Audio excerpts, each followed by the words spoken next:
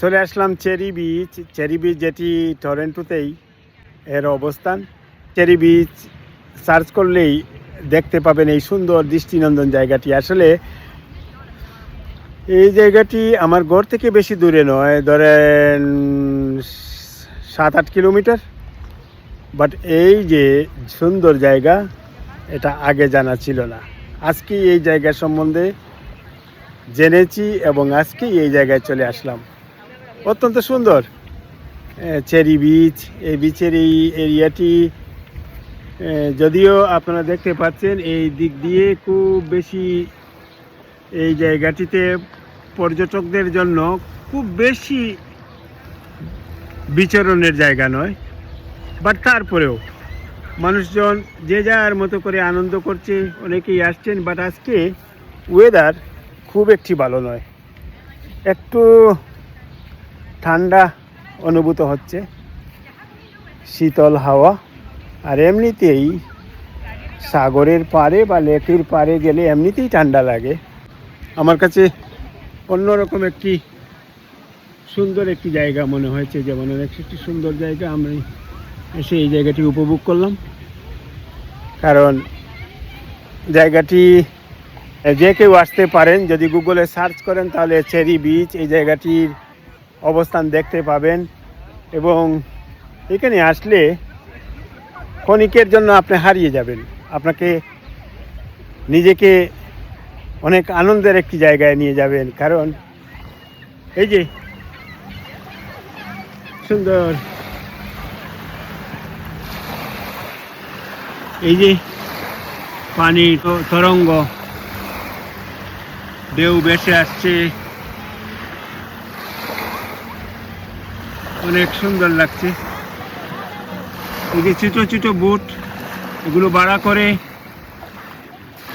দুইজন একজন করে এগুলো রাইড করছেন।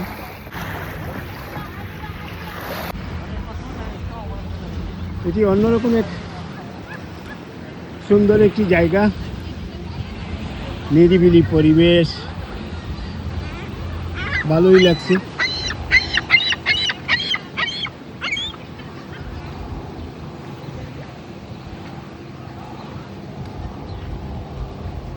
লেকের পাড়ে যখন আসবেন বা সাগরের পাড়ে আসবেন, তখন যে পানির তরঙ্গ ঢেউ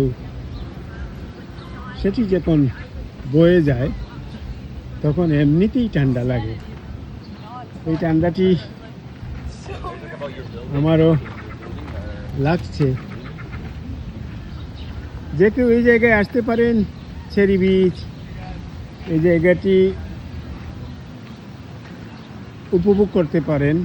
আমাদের এই টরন্টোতেই একদম কাছাকাছি জায়গায়।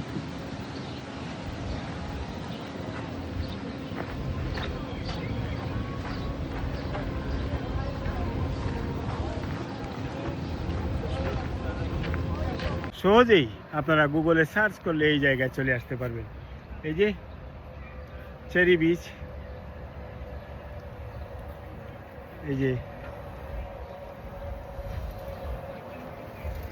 এখানে বাসও দেখতে পাচ্ছি, বাসও এখানে আসছে। এই বাস 202 নম্বর বাস।